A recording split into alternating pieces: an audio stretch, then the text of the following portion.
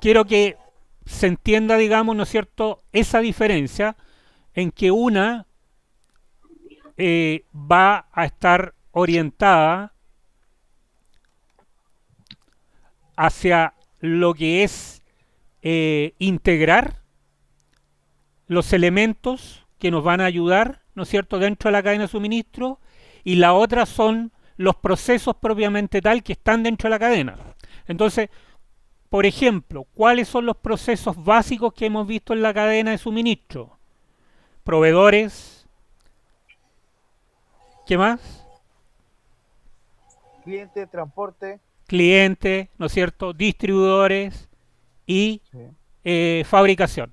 Son esos los procesos fundamentales de la cadena de suministro. Y la logística integra cada uno de esos procesos a través de los flujos que le pueda incorporar. ¿Ya? Entonces, teniendo eso claro, ahí está, digamos, ¿no es cierto?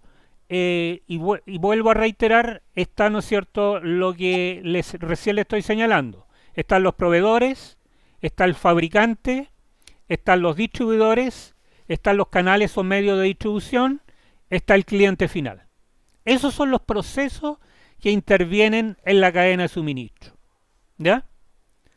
Y para eso se apoya en la logística para integrar cada uno de estos procesos. De acuerdo a lo que eh, uno puede visualizar en los últimos años, cuál ha sido la tendencia en las cadenas de suministro. Y aquí nos vamos a ir un poco al tema de el futuro, o sea, para dónde va la mano o para dónde va la micro, ¿no es cierto? Y esto para que también lo entiendan ustedes, que es un tema relevante, porque ustedes, por ejemplo, cuestionan de que no es lo mismo una clase presencial que una clase online. Y tal vez es así, ¿no es cierto?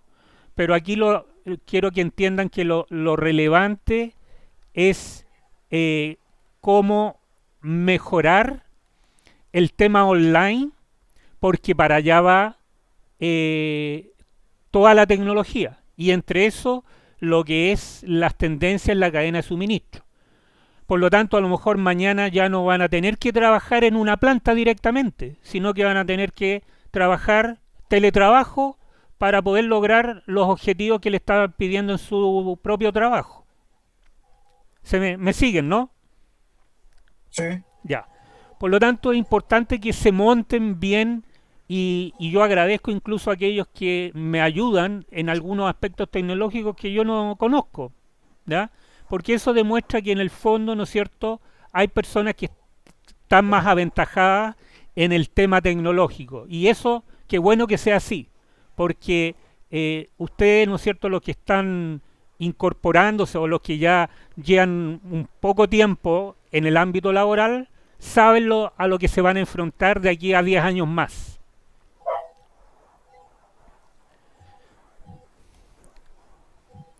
Entonces, el entorno actual nos habla de que,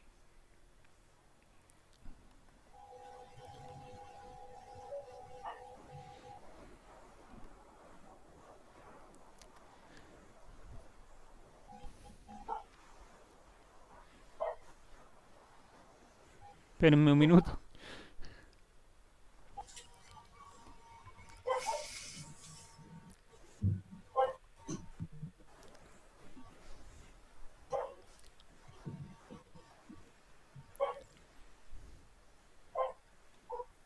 el entorno actual entonces nos habla de que en el fondo, en la cadena de suministro, y ahí tomé un ejemplo, ¿no es cierto?, en el ámbito de Perú, podría ser en el ámbito chileno que ustedes mismos lo puedan analizar, pero ¿cuál es el entorno actual? Hay acortamiento de los ciclos, y ese acortamiento de los ciclos no solamente en Perú, también en Chile. O sea, cada vez las empresas quieren, ¿no es cierto?, acortar más los tiempos de ciclo de las operaciones. O sea, reducir los tiempos de producción, reducir los tiempos en almacenes, etcétera, etcétera. Eso es lo que cuando hablamos de acortamiento de los ciclos. Por otro lado, se habla del tema de globalización. Cuando hablamos del tema de globalización, estamos, ¿no es cierto?, diciendo cómo la cadena de suministro está incorporándose al mundo.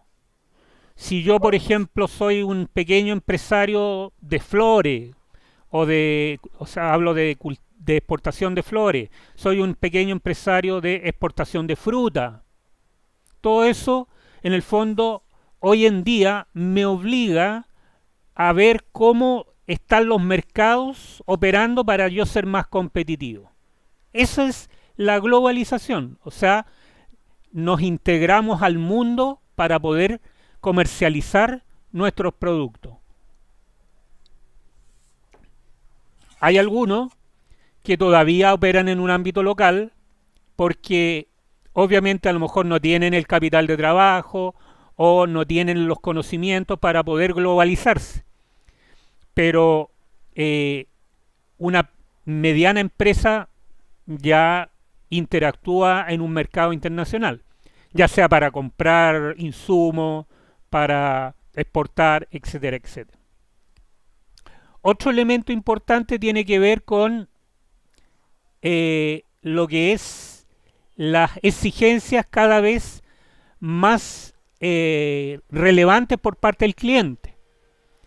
Eso no es novedad ya ni en Perú ni en Chile. O sea, vemos que los clientes cada vez más, ¿no es cierto?, nos están exigiendo cumplimientos de desempeño.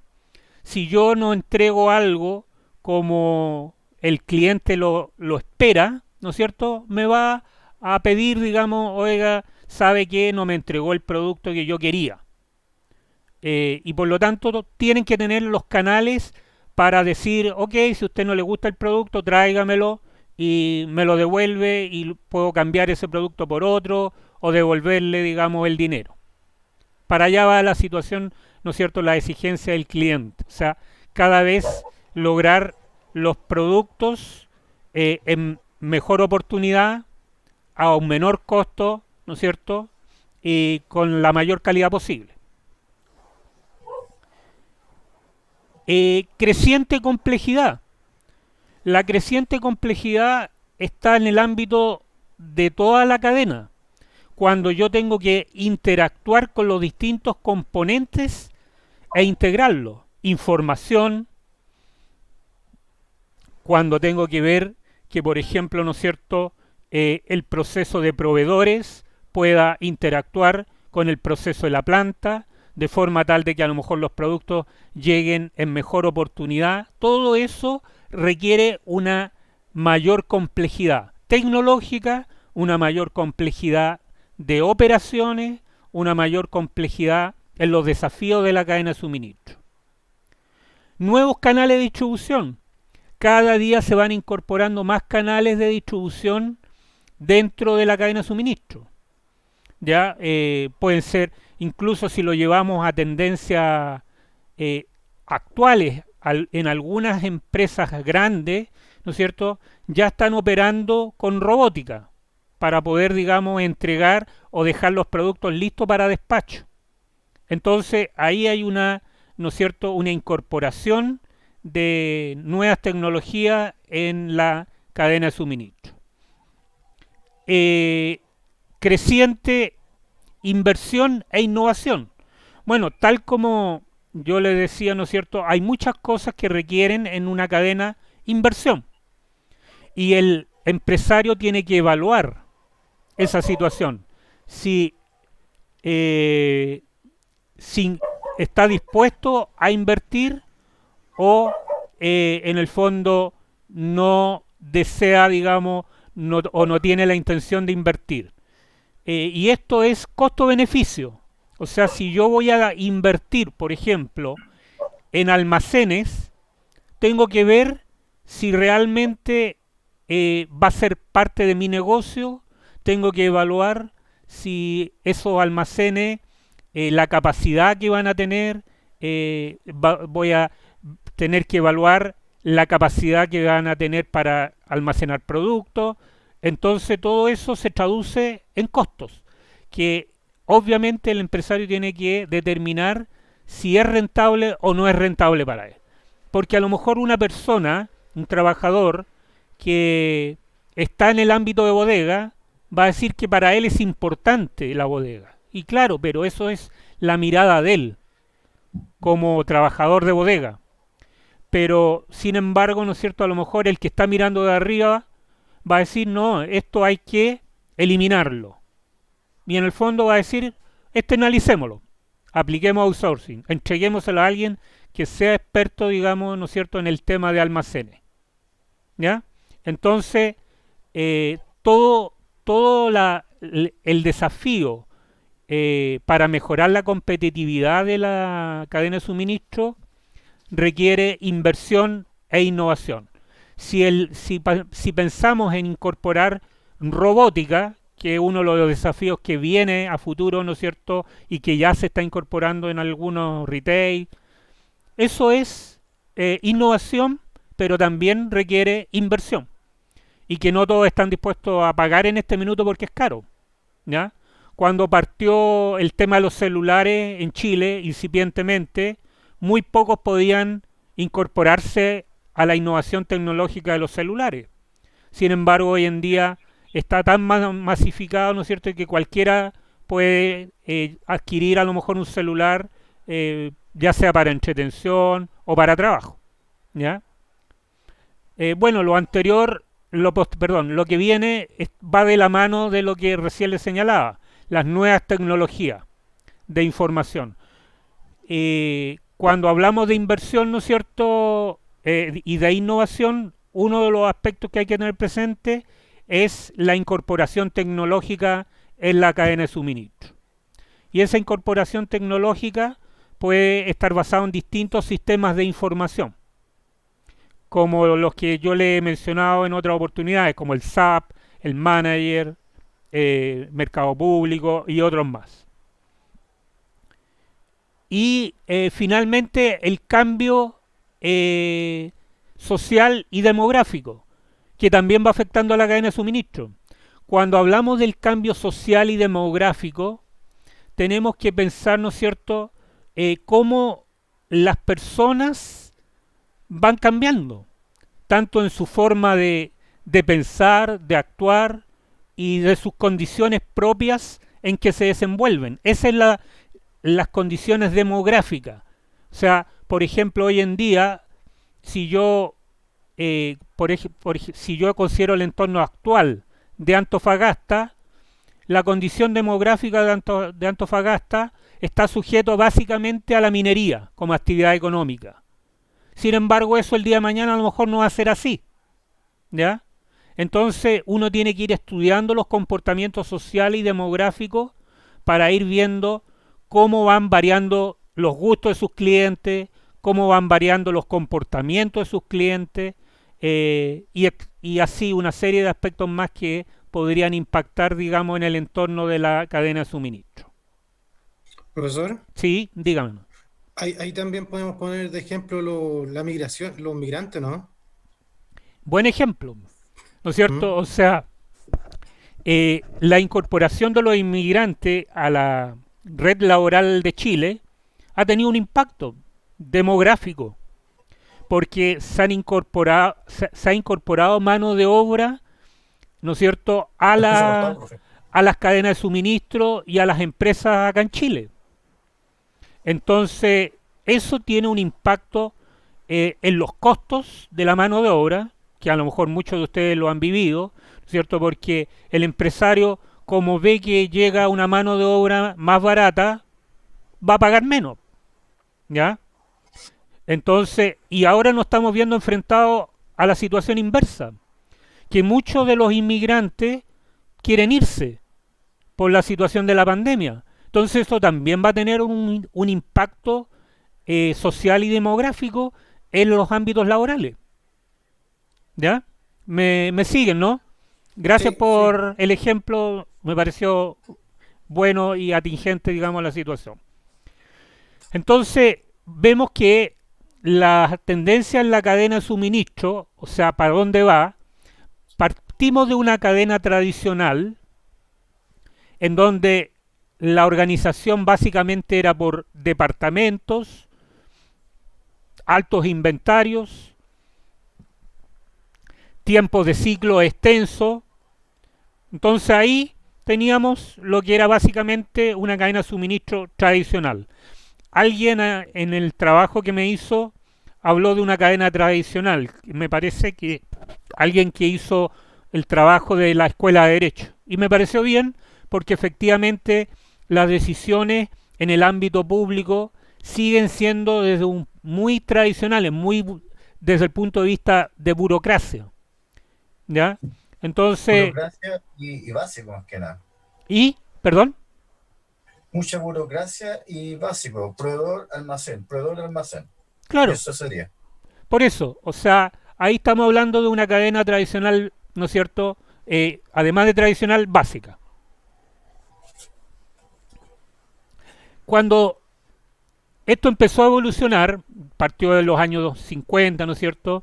Como hasta los 60, pasamos a una cadena de que se llamó de costos, en donde el foco fundamental era el control y específicamente el control de los costos, o sea, lograr disminuir los costos dentro de la cadena de suministro. Obviamente pensando en un mejor servicio al cliente, porque con eso podía yo darle un menor precio al cliente, ¿no es cierto? Haciendo planes apropiados para mejorar esos costos y comunicando a toda la red de la cadena de suministro, ¿no es cierto?, para que entendieran que el reducir los costos iba a mejorar la cadena de suministro. ¿Ya? Posterior a eso, entre los años 70-80, ya no se habló solo de los costos, sino que se incorporó en la evolución el tema de calidad. Por lo tanto, ya hablábamos de dos componentes importantes, que era el costo y la calidad, para hacer más competitiva la cadena de suministro. Entonces ahí, cuando ya entramos a integrar el concepto de competitividad, acuérdense que yo ayer les mostraba, o el lunes, perdón, les mostraba cómo los elementos de la cadena de suministro van directamente relacionados con la estrategia competitiva. Por lo tanto, si una empresa genera una estrategia competitiva, y esto es válido para el trabajo que ustedes están haciendo ahora de plan, es importante que, ¿no es cierto?, porque lo que estamos buscando es mejorar la competitividad. Entonces, es importante que esa competitividad la enlacen con los componentes de la cadena de suministro. O sea, si yo tomé un proceso de pedido, ¿no es cierto?, que ese proceso de pedido, ¿cómo la enlazo en la estrategia competitiva de la organización para que logre, digamos, el fin último, que es ser mejor que la competencia? ¿Ya? O sea, no es mejorar por mejorar. Yo no voy a meter recursos a un proceso de pedido o a un proceso de producción o a un proceso de distribución si no tengo claro que eso me va a aportar valor agregado para mejorar la competitividad de la organización. ¿Se entiende? Sí. Ya. Y finalmente, ya entre los años diría posteriores al 90, ya se integra el último componente en la evolución de la cadena logística, que tiene que ver con la agilidad. Y ahí se incorpora entonces el tercer elemento, que es la oportunidad o tiempo. Entonces, por eso que hablamos de que en la cadena de suministro hay tres elementos relevantes que tenemos que tener presentes: costo, calidad y oportunidad o tiempo. ¿Ya? Y en esa oportunidad o tiempo, lo que hay que tener presente, digamos, es cómo la tecnología nos ayuda a mejorar los tiempos, cómo la gente está capacitada para lograr mejorar los tiempos, cómo logramos una empresa, en muchos casos incluso virtual, O sea, operar virtualmente es un gran desafío, ¿ya? Lo que está haciendo ahora Zuckerberg es un desafío, operar virtualmente y lograr que el aprendizaje del alumno se logre. Si usted el día de mañana quiere operar virtualmente, por ejemplo, para exportar, es un gran desafío porque tiene que tener todos los elementos, ¿no es cierto?, no físicos, sino que online, que le permitan operar para saber si el producto llegó, no sé, a Estados Unidos, Alemania, si en qué punto de la red va ese producto, cómo está la carga, etcétera, etcétera. Entonces, el tema virtual es el gran desafío, y yo diría no a muchos años más.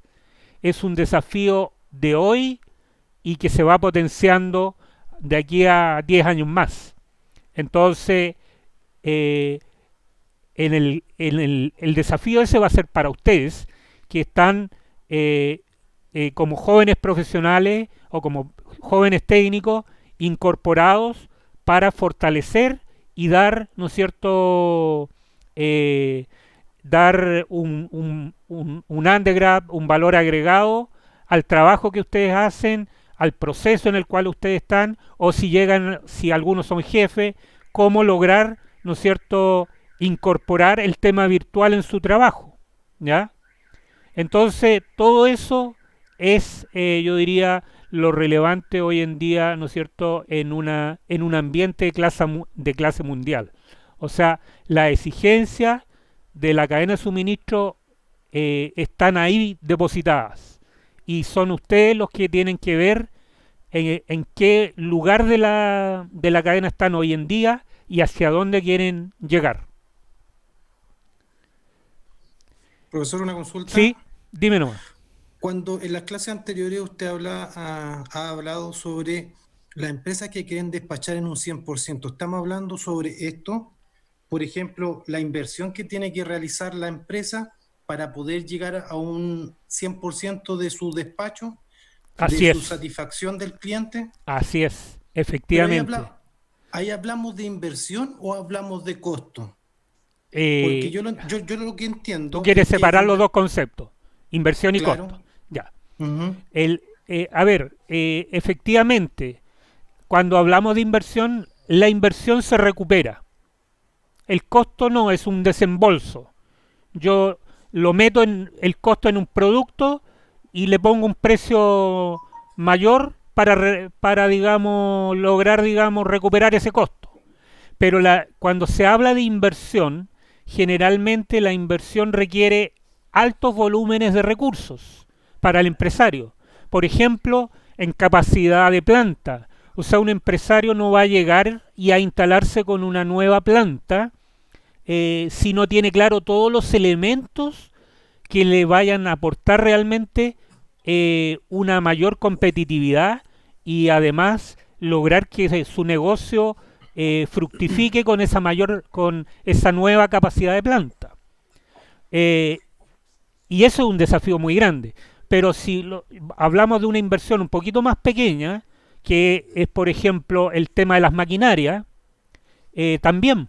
O sea, un empresario no se va a meter o no va a invertir en una maquinaria si no tiene claro de que esa maquinaria le va a rendir frutos. Ahora, ¿cómo yo separo conceptualmente costo de inversión para poder clarificarte? La inversión generalmente tiene un valor depreciativo. O sea, contablemente yo la voy depreciando en el tiempo y la voy recuperando en el tiempo. Y al correcto. final del ciclo la vendo. Por ejemplo, yo puedo comprar un auto, ¿no es cierto? Y cada año ese auto se va depreciando. Sí, Pero cuando ya va el tercer año a lo mejor lo vendo y recupero la inversión de lo que hice. Ahora, puede que sea, depende cómo miremos el auto, porque si el auto yo lo utilizo solo para uso personal, es un costo. Pero si yo lo utilizo como una inversión de trabajo, es distinto. Porque yo tengo que ver que esa camioneta, ese auto, que yo invertí, ¿no es cierto?, al final del ciclo, cuando termine de depreciarla, realmente me haya rendido lo que yo esperaba de esa camioneta. ¿Me sigue? Sí, sí, Entonces, sí. por eso la importancia, digamos, cuando uno habla de, yo tengo que invertir para mejorar los niveles de servicio, de lo que tú me estabas preguntando. O sea, si yo quiero lograr un 100% en los niveles de servicio, es casi una utopía, porque significa, digamos, que voy a ser casi perfecto en la cadena de suministro para lograr matar a todos mis competidores. Entonces, y para eso voy a requerir muchos recursos, ¿ya? Entonces, inversión y recursos de gasto o de costo. Entonces, no es fácil, digamos, llegar y decir voy a meter más recursos para... O sea, el empresario siempre que se va a meter la mano al bolsillo, evalúa, piensa y dice, chuta, ¿me convendrá o no me convendrá? ¿Cuánto es lo que voy a lograr recuperar? ¿En qué tiempo? ¿Y cuánto es lo que me va a dejar? Esa es la idea del empresario. Si no, no se dedicaría al negocio. ¿Ya? Sí, lo entiendo perfectamente. Sí, el tema es cuando nosotros estamos viendo todos estos términos, el entorno actual, entonces cada vez apunta más a que las empresas tienen que ser cada vez mucho más profesionales. Entonces, a eso es lo que voy. O sea, yo creo que ninguna empresa hoy en día apuesta a dejar a un cliente sin su suministro. Entonces, ese es el punto. Rodrigo me está hablando, ¿no? Sí, señor. Ya. Rodrigo, efectivamente, mira, te lo voy a poner con un ejemplo práctico. Cuando yo partí, hace varios años atrás, no quiero reconocer la cantidad de años atrás que yo partí profesionalmente, ¿no es cierto? Sí, Obviamente una empresa muchas veces funcionaba con gente que tenía cuarto medio, octavo básico, pero hoy en día tú vas a una empresa y nadie se imagina que contrate a una persona con un octavo básico, no. incluso con un cuarto medio. ¿Por qué? Porque quiere que su empresa esté profesionalizada, que Mm, tenga buenos técnicos, que tenga buenos profesionales, que le aporten a la organización. Ahora, ahí hay otro gran tema filosófico que no me voy a meter, pero obviamente cuando eh, uno incorpora profesionales a la organización y técnicos, uno espera, ¿no es cierto?, que el valor agregado que me paguen sea con lo que yo invertí en estudio, ¿no es cierto? Pero hoy en así día no es. es así. Lamentablemente no es así. ¿Por qué? Si ustedes hacen un análisis de esto, ¿por qué ha sucedido esto? Porque ha proliferado en el mercado los profesionales que salen. O sea, no solo están los profesionales y técnicos de SUCOMEP, están los de INACAP, están los de DUOC, están los de las mismas universidades. Entonces, cuando el empresario selecciona a un profesional o a un técnico, se regodea en el mercado porque hay mucho. Entonces, a un profesional de la universidad a veces le paga 600 lucas. ¿Ya? Sí. Entonces, nos encontramos frente a un problema, digamos, ¿no es cierto?, de ética filosófica y de valores, ¿ya? No me voy a meter, digamos, como le decía, un tema ahí que ojalá algunos de ustedes, si les interesa, lean un poquito de filosofía y se van a dar cuenta de que el mundo se mueve por las ideas, pero no las ideas desde el punto de vista de la mente, sino que se mueve por las ideas que se han concretado en el mundo. Y esto no es de ahora. Yo los puedo llevar al año 1800, cuando Carlos Marx, junto a Engel, inventó la filosofía del materialismo histórico. Entonces ya ahí después vinieron, hay otros filósofos como Engels, como Kant y etcétera. O sea, uno podría ver que cada uno de esos estudiosos de la filosofía aportaron al conocimiento y a la forma de pensar de la sociedad. Me fui en la ola, pero para que entiendan Está bien, está que, bien. que esto que estamos hablando no nace de la nada.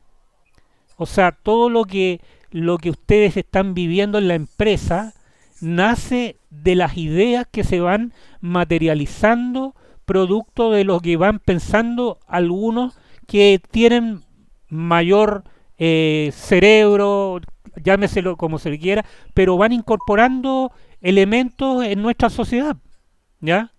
En la incorporación de la vacuna contra el coronavirus no es casual.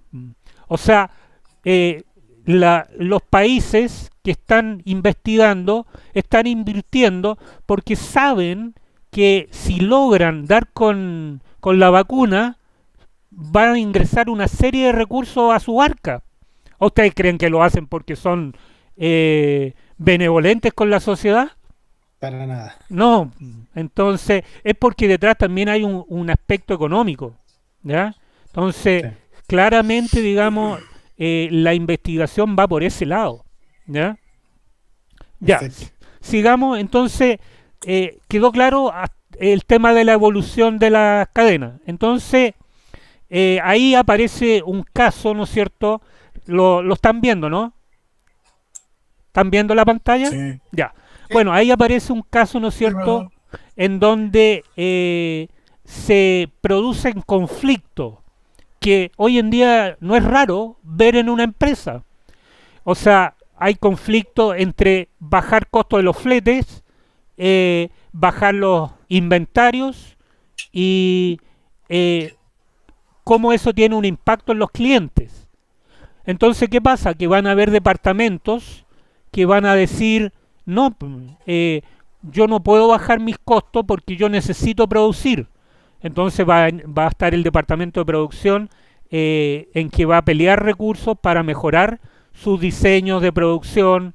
Va a haber un departamento de marketing en que va a estar diciendo que no puede bajar los inventarios porque si los bajan no va a tener los productos para los clientes y así.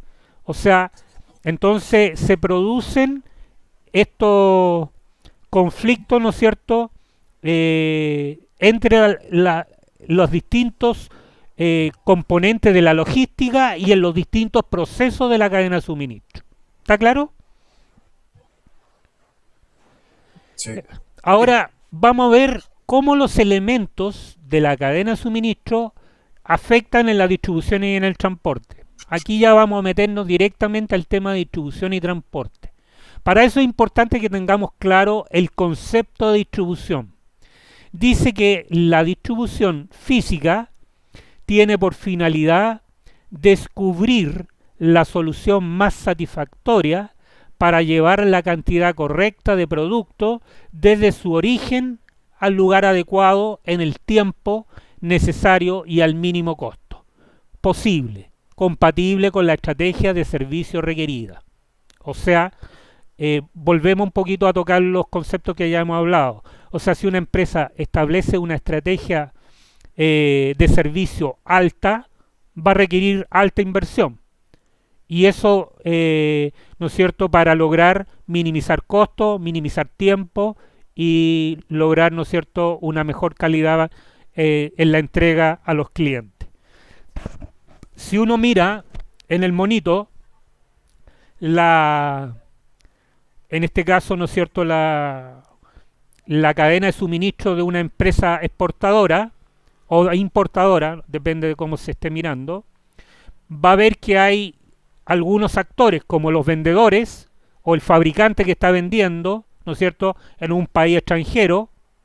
Están las aduanas de origen, o sea, por dónde va a salir el producto. Está la carga y descarga de los productos al medio de transporte, que puede ser un avión, puede ser un buque, ¿no es cierto? Posteriormente viene el tema de descarga, ya sea en el aeropuerto o en el puerto, ¿no es cierto? Pasa por la aduana de ingreso y llega finalmente a quien compró, que es la aeronáutica, ¿ya? En este caso nosotros compramos algunos elementos en el extranjero, ¿no es cierto? Y tuvimos que pasar por todas esas etapas desde el momento en que importamos un producto acá a Chile, ¿ya? Me saltaba un poquito ahí el transporte local, que también interviene, ¿no es cierto?, tanto en el exterior, o sea, antes de que salga el producto del país que nos está vendiendo y cuando ingresa, ¿no es cierto?, después a Chile y tenga que llevarse, digamos, a la planta o al lugar en donde se va a vender el producto. Entonces, ese es el concepto de distribución. Es un concepto amplio, ¿ya?, que incorpora elementos físicos y tecnológicos, online o virtual. Yo muchos de estos aspectos hoy en día los puedo hacer virtual. No tengo que ir al puerto para saber que mi carga está siendo transportada en el buque Esmeralda. O no tengo que saber si llegó ya aduana, porque yo me conecto con la aduana de, no sé, pues de Estados Unidos, por donde yo saqué el producto, o el proveedor que me vendió me informa que está en aduana. O sea, hay una serie de elementos que me ayudan, ¿no es cierto?, a verificar si efectivamente dentro de la cadena, si hay aspectos virtuales que me pueden ayudar a mejorar este flujo desde el origen hasta el destino. Entonces, ese es su desafío. ¿Cómo yo voy incorporando elementos virtuales dentro de la cadena que yo tengo en mi trabajo? Perdón, estoy haciendo un salud para poder seguir hablando.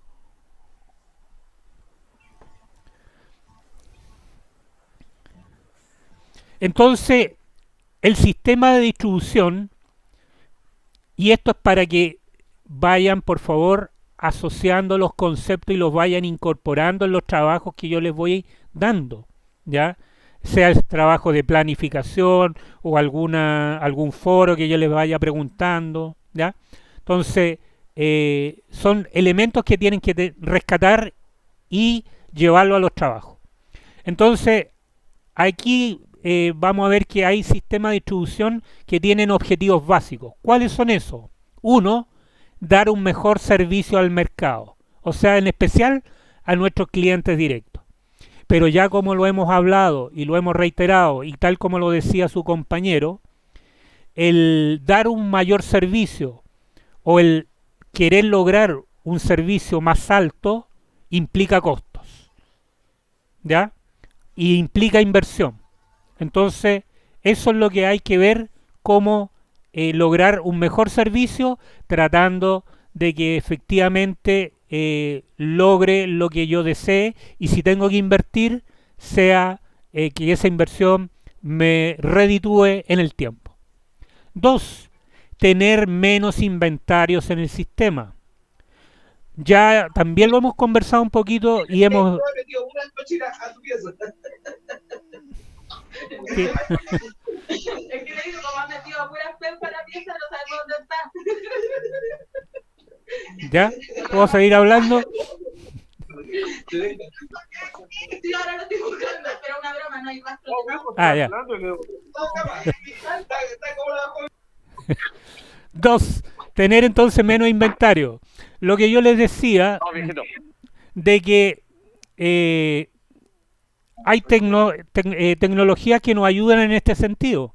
Hoy en día, por ejemplo, el tema de lo que es el Just Time, del cross-docking, ¿no es cierto?, que permiten y logran disminuir los tiempos y abaratar costos y además inversiones si no queremos tener tantos inventarios almacenados y retenidos en nuestros almacenes.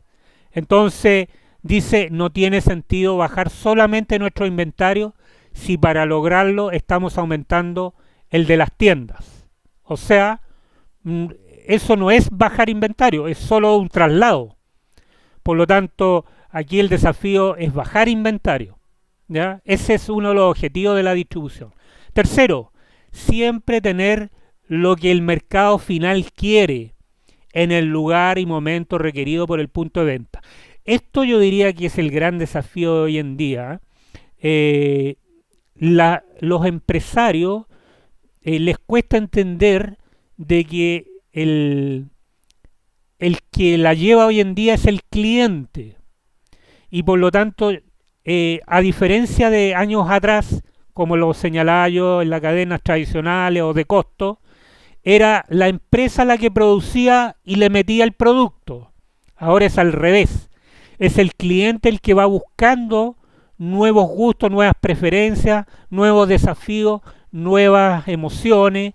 Entonces, es la empresa lo que tiene que hacer es estudiar más a su cliente para ver cómo llegar con los productos que él tiene o con lo que la demanda requiere para ponerlo en el punto de venta. Miren, si en esto no hay que ser adivino, como decía mi amigo Marx.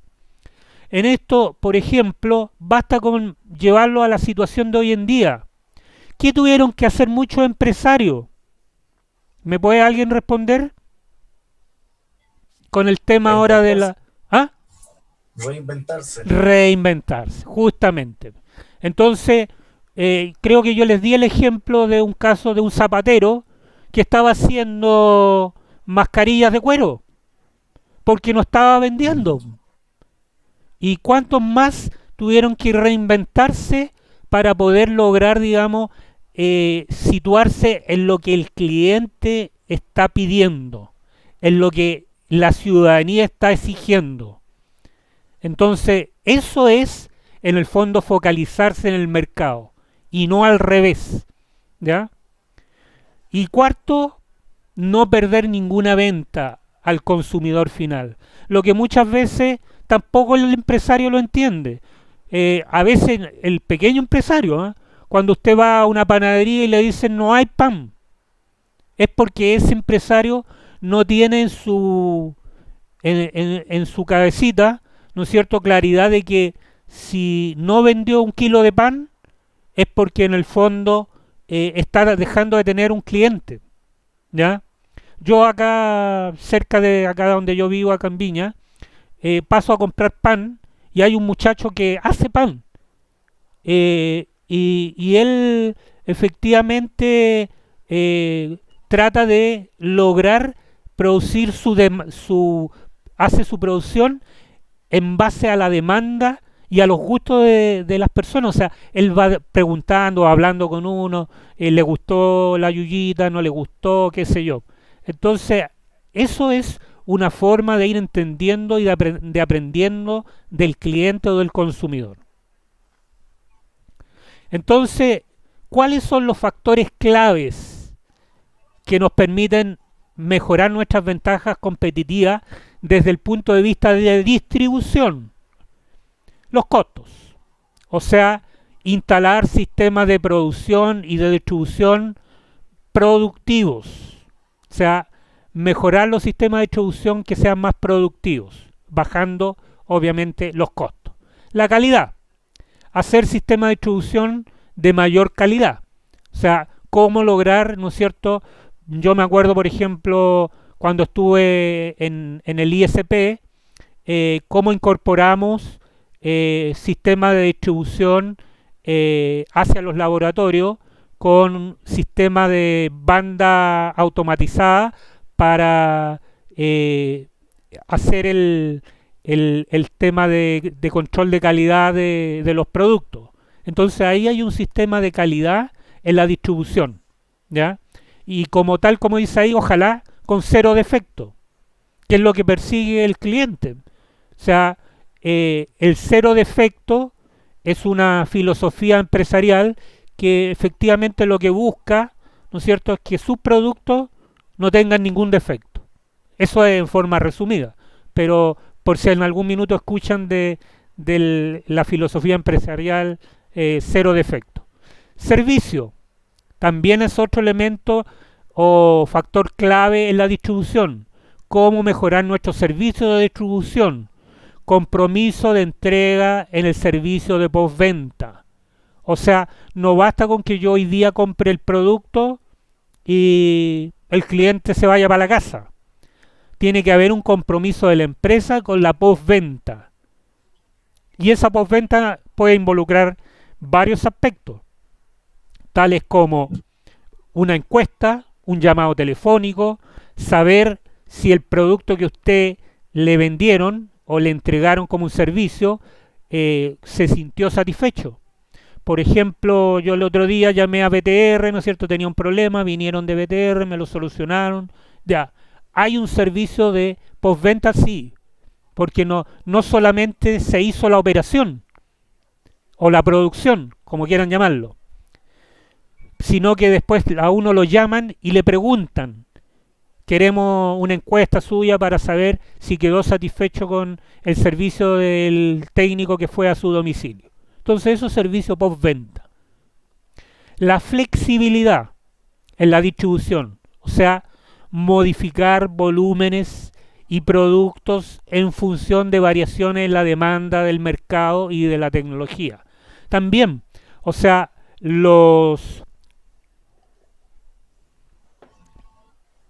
si yo tengo, y por eso lo difícil de invertir cuando yo les señalaba en maquinarias o en instalaciones, porque si yo hago una instalación de un almacén, voy a tener muy poca flexibilidad desde el punto de vista de los almacenes, porque ya invertí en el almacén. Pero si yo busco algunos elementos de flexibilidad que me permitan adecuarme al volumen de la demanda, eso es lo ideal, porque si la demanda baja, o sea, buscar mecanismos para que yo tenga la flexibilidad de bajar mis niveles de producción. Si la demanda sube, tener los mecanismos de flexibilidad para producir más. Entonces hay que buscar la forma de flexibilidad en los canales de distribución y no que tenga una capacidad de distribución ociosa si no estoy distribuyendo de acuerdo a la demanda y en virtud de la tecnología que haya incorporado. Y finalmente innovación. Es uno de los últimos factores clave que tienen que ver para ser más competitivo en el ámbito de distribución. O sea, cómo voy incorporando nuevos productos, nuevas tecnologías y nuevos sistemas de gestión para hacer mejor la distribución, ¿ya? Entonces, si para distribuir yo estoy utilizando cajas de cartón hoy en día para hacer el empaque, ¿no es cierto? A lo mejor puedo inventar un sistema distinto que no tenga que empacar en caja porque eso tiene un costo. Entonces a lo mejor veo otra alternativa. Estoy lucubrando, pero es para que me entiendan de que siempre uno tiene que buscar las mejoras que va a incorporar al proceso. Por eso cuando yo le estoy diciendo levanten un plan, el plan no solo significa el hoy, cómo están haciendo las cosas hoy, sino que cómo pretenden mejorarla. Y ese desafío de pretender significa también incorporar el cómo, ¿ya? Entonces, y después evaluar, controlar si la incorporación que hicieron de la innovación les sirvió o no les sirvió. Y ahí entran los indicadores. Servicio al cliente, lo que recién me señalaba Rodrigo. El plazo de entrega es uno de los elementos más importantes del servicio, ya que se relaciona con la fiabilidad de la entrega. En esto hay muchos ejemplos, pero yo el que más se me ocurre es la entrega de alimentos, de abastecimiento de pizza, cuando usted, ¿no es cierto?, tiene hambre y manda a pedir una pizza, ¿ya? Usted espera que esa pizza le llegue, digamos, en un tiempo oportuno. Entonces tiene que ir evaluando, tal como está aquí en la figura, ¿no es cierto?, cuáles fueron los problemas que hubieron en la entrega de servicio al cliente.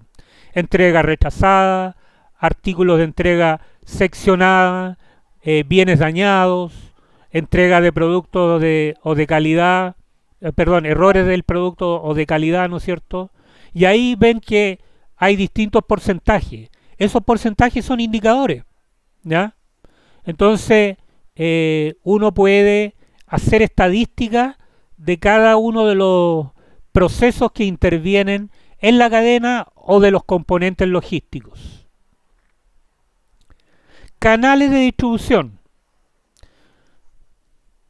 ¿Cuán importantes son hoy en día los canales de distribución? Esto es para que entiendan de que, por ejemplo, hoy en día el canal de distribución online pasó a ser no la regla. O sea, perdón, no... bien digo, no la regla, sino que el fin. ¿Ya? Porque muchas cosas hoy en día tengo que hacerlas online. Y no voy directamente a la tienda o no voy directamente, ¿no es cierto?, en forma presencial a hacer un trámite, sino que utilizo los canales de distribución. Yo se lo voy a ejemplificar con un tema que yo viví ahora con el tema de la pandemia, que hice todos los trámites online, que era hacer una posesión efectiva de una herencia. Entonces me contacté online con registro civil, me contacté online con servicio de impuestos internos, me contacté online con el conservador y todo funcionó impecablemente. Entonces eso le demuestra que los canales de distribución van cambiando y van mejorando. Entonces hay que ir... ¿Sí? Profe, consulta, esto se parece mucho a lo que pasa hoy en día con la devolución de impuestos, que antiguamente uno tenía que hacerlo con un contador y ahora se hace solo por Así internet es. Y usted acepta o la rechaza y además le llega el cheque a su cuenta corriente o a su cuenta RUT. Efectivamente, tiene que ver con eso. Claro. ¿Se entiende? No sé quién me habló, que estoy con otra profe, pantalla. sí, le entendí. Ya, Ricardo Fernández. Ricardo. Entonces, eso es. Y es el gran desafío de ustedes. O sea, ver cómo incorporan la tecnología y los mecanismos virtuales a su trabajo. Porque lo físico, lo presencial, cada día va a ir perdiendo más presencia. ¿Ya? De hecho, o sea, miren, un cambio demográfico que ocurrió con esta pandemia. O sea, ya no los podemos abrazar. Ya no los podemos dar besos con las amistades. Ahí hay un cambio demográfico, cultural, social, que no sabemos si va a ser permanente, para toda la vida, pero en el fondo eso le está indicando, ¿no es cierto?, un cambio de actitud y un cambio en nuestra forma de vivir. El tema de conectarse ustedes con sus amigos a través de chat, de videoconferencia, como quieran. Todo eso es canales virtuales. Y las empresas lo que hacen es lo mismo. Utilizan la tecnología para vender, para entregar los productos, para... Hay cosas que todavía no pueden ser virtuales, pero muchas de ellas sí. O sea, por ejemplo, el transporte tiene que ser físico hoy en día para llevarle el producto a su domicilio, ¿ya? Pero puede que el día de mañana salga alguna tecnología que, no sé, pues si en esto vamos avanzando tan raudamente que no sabemos qué nos depara de aquí a 10 años más, ¿ya? Entonces, en los flujos vemos de los canales de distribución que está efectivamente la distribución física, la transferencia de propiedad, voy a explicarlo brevemente a qué se refiere eso, la información y el tema financiero. Entonces, cuando hablamos de distribución física, obviamente es como distribuimos el producto hacia el cliente en forma física, a través de algún transporte, de alguna caja, qué sé yo. El tema de transferencia de propiedad significa que el que produjo el producto no es el mismo que le está llevando al cliente ese producto, sino que hay intermediarios. Por lo tanto, transfiero la propiedad. O sea, se la entrego a otro, a un tercero. Y ese tercero se encarga a usted de llevarle, digamos, ¿no es cierto?, el producto. Lo veíamos en la cadena de suministro internacional, ¿no es cierto?, en donde ahí habían varios actores. Por lo tanto, ahí hay varias transferencias de propiedad y algunas se pagan y otras no. O sea, el que interviene en esa cadena puede que compre el producto para llevárselo al cliente final. Después tenemos el tema de información. Hoy en día es relevante. O sea, la información juega un factor clave en los canales de distribución. Si yo no tengo claro dónde está mi producto, dónde va mi transporte, con el tema, ¿no es cierto?, de la tecnología esta de, ¿cómo se llama?, de cuando le van identificando la ruta que va llevando, los tiempos Sí. que, ¿ya? Entonces todo eso tiene que ver con información, ¿ya? Y más aún la información que usted puede tener en su propia empresa con algún sistema para ir viendo, digamos, ¿no es cierto?, cómo se va distribuyendo la mercancía. Y el tema financiero, porque obviamente cada una de estas distribuciones requiere de capital de trabajo. Por lo tanto, si un productor, que es lo que muchas veces ocurre, si un productor de fruta no tiene la capacidad financiera, o sea, el capital de trabajo, para llevar sus productos al extranjero, ¿qué hace? Vende la fruta a un distribuidor, ¿ya? A un distribuidor de la fruta. Y ese distribuidor se encarga de llevarla al extranjero. Entonces, el tema ahí es quién se lleva la mayor parte de la torta. Ese es el tema que uno debiera cuestionarse. Yo lo tengo claro, pero es para que entiendan de que cuando uno transfiere propiedad, cada uno de los propietarios va a querer llevarse la mayor parte de la torta. ¿Ya? Los participantes, vamos a tener los fabricantes entonces, los intermediarios y los clientes, ¿ya? En cada uno de estos canales de distribución. Y no olviden que podemos tener intermediarios de los intermediarios y clientes de clientes, ¿ya? Todo va a depender en qué parte de la cadena de suministro se ubiquen. Funciones del canal de distribución. La información, ya lo hablamos, no me voy a extender más, léanlo ustedes ahí. La promoción, muchas veces cuando uno transfiere propiedad del producto, el que la está comprando promueve ese producto. O sea, le agrega un valor agregado, le agrega un valor, no está redundando, le agrega un valor al promover el producto. Y ese es su undergrad o su valor. Ni siquiera hizo nada con el producto, ni siquiera lo transformó, no le agregó absolutamente nada, sino que lo promovió. Y es parte de la cadena, ¿ya?, de distribución. El contacto identifica a los posibles consumidores. O sea, puede que haya alguien que sea muy bueno en el ámbito de producir, pero no tiene claro a quién le va a vender, o no le interesa conocer a quién le va a vender. Entonces, hay otro que sí puede tener interés en ver cuáles pueden ser los potenciales consumidores a los cuales pueda llegar con ese producto. Y por lo tanto, todo su esfuerzo va a estar puesto en identificar esos consumidores, contactarlos, venderle la idea, ¿ya? Para llegar con el producto que a lo mejor que otro produjo y que no se está dando cuenta lo importante que es ese producto, ¿ya? Sin embargo, este otro le robó los huevos de la gallina, ¿no es cierto? Dijo, chuta, muy buen producto, se lo voy a comprar, pero yo voy a encargarme de llevarlo a los clientes. El ajuste.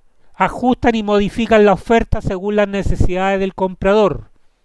Esto incluye actividades como la fabricación, la clasificación, el ensamblaje. Esto es lo que hablábamos de flexibilidad.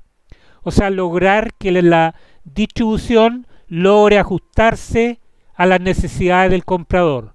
¿Cómo logro, no es cierto, que no tener demasiado stock en mis almacenes porque es costo inmovilizado? Entonces tengo que buscar los mecanismos de distribución que me permitan amoldarme mi oferta a las necesidades o a la demanda del comprador. La negociación. intenta conseguir un acuerdo final sobre el precio y otros aspectos de forma que se pueda efectuar la transmisión de la propiedad. O sea, en la negociación hay ahí un gran tema también que es vital, cómo, con quién la lleve. Si esa negociación la estoy haciendo con el productor, si la estoy haciendo entre intermediarios o si la estoy haciendo con el cliente final. ¿Ya? Adecuar la oferta a la demanda. Esto, si ustedes vieron algo de economía, lo cual lo dudo por lo que me han dicho, si no aprendieron administración, No, difícilmente, ¿no es cierto?, aprendieron economía. nada.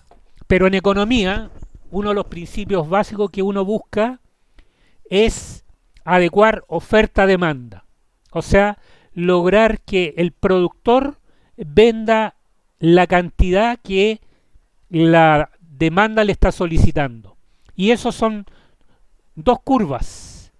Una de demanda que viene bajando, o sea, mientras más venda, menor es mi precio, y una curva de oferta que es al revés. Mientras más produzco, más quiero vender. O sea, mayor precio le quiero colocar. Por lo tanto, se produce un cruce entre esas dos curvas. Y ese cruce, cuando se produce, se dice que es el punto de equilibrio. Ese punto de equilibrio es de oferta y demanda.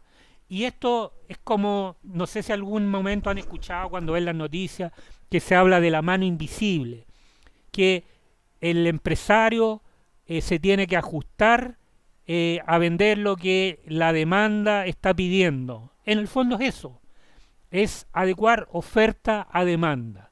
Y dice, en la economía de libre mercado, se pretende que esta mano invisible logre ese equilibrio, pero no es así. En la práctica nos ha enseñado que no siempre la mano invisible ayuda a lograr este equilibrio, ¿ya? Especialmente si son empresas monopólicas, ¿ya? Pueden ponerle cualquier precio y usted está obligado a pagarlo. Casos de agua, luz, etcétera. Creación de surtidos en la distribución, o sea, tener variedad. Si un cliente a usted le pide, oiga, ¿tiene chocolate blanco? No, no tengo. Pucha, qué lata. Y yo que le iba a comprar, no sé, 100 barras de chocolate blanco. Entonces, eso pasa porque no se estudia al consumidor, no se estudia la demanda. Hay que ver cuáles son los productos y las variedades que puede, ¿no es cierto?, querer el consumidor. La distribución física. ¿Qué medio de transporte vamos a utilizar? ¿Qué almacenes vamos a necesitar? ¿Qué espacio de almacenes vamos a necesitar? ¿Cómo vamos a hacer la gestión y el control de los inventarios? ¿Cuándo se van a hacer las entregas a los clientes? Etcétera, etcétera. Todo eso es parte de la distribución física. Merchandising y actividades de comunicación. Disposición y presentación de un producto en la tienda. Gestión de espacio en la venta. Señalización interior y exteriores. Actividades promocionales, etcétera. Ahí no me voy a meter mucho, pero quiero que entiendan de que, por ejemplo, los supermercados no es casual que la distribución en las góndolas coloquen los productos que tengan menos salida en las partes más bajas de la góndola. Eso es merchandising. O sea, en el fondo están haciendo una logística de forma tal, ¿no es cierto?, de que se preocupan de ver que lo que a veces lo que tenga menos salida le hacen promoción. O no han visto, por ejemplo, en el supermercado que a veces le ponen llévese 3 botellas de vino por 12.000 pesos. Eso es promoción, merchandise. O sea, en la logística es importante cuando yo tengo góndolas, ¿no es cierto?, ver cómo voy a hacer salidas a los productos, cómo voy a hacer que salgan esos productos hacia el mercado o hacia el cliente. Profesor, ¿Sí? pero ahí también interviene lo que pueda pagar la empresa al supermercado, porque por lo que yo tengo entendido, también hay un costo de la góndola. O sea, Entre más lejos Claro, es del que ahí nos metemos a cliente. otro tema, ahí nos metemos en temas de marketing. Pero efectivamente tienes toda la razón. En los supermercados, los distribuidores pagan por los espacios en las góndolas. Ujú, Entonces, obviamente van a querer que sus productos estén en los lugares más visibles, claro. ¿ya? Pero por eso, ahí es un tema es, que es importante que ustedes lo tengan presente, porque si ustedes son los que están distribuyendo hacia sus consumidores, ustedes tienen que negociar a quien le están vendiendo, sea un supermercado, para que le dé un buen espacio. Eso Vale. es merchandising, que va asociado a la logística. O sea, lograr cómo negocio y cómo logro que mis productos tengan más salida al mercado. Ok. ¿Ya? Profe, profe, Eh, profe, los ujú. layouts de los supermercados por lo general siempre vienen ya listos desde la gerencia que mandan la foto incluso de cómo tienen que ir los productos por las negociaciones que hacen los clientes. Sí, claro. Es que ahí estamos hablando de grandes cadenas. O sea, obviamente que es así porque ahí ya las negociaciones son entre empresarios poderosos. Un hipermercado frente a un distribuidor. Entonces, obviamente ahí son los gerentes los que interactúan, ¿no es cierto? Los tira y afloja y se llega a algún acuerdo.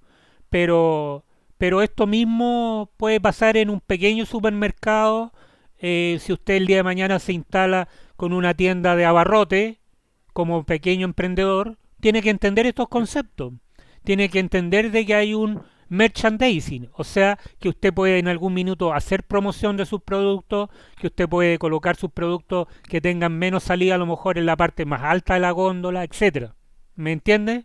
Sí, sí, Ya. por lo generalmente siempre los proveedores nuevos son los que más buscan los espacios del medio, porque normalmente un producto que es de primera necesidad y que es un producto conocido, da lo mismo donde uno lo coloque, el cliente Mm, lo va a buscar igual.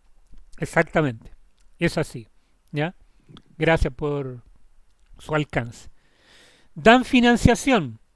Eh, Aquí el financiamiento, yo lo mencionaba, hay que entender que el financiamiento para capital de trabajo puede fluir de distintas fuentes y para distintos actores.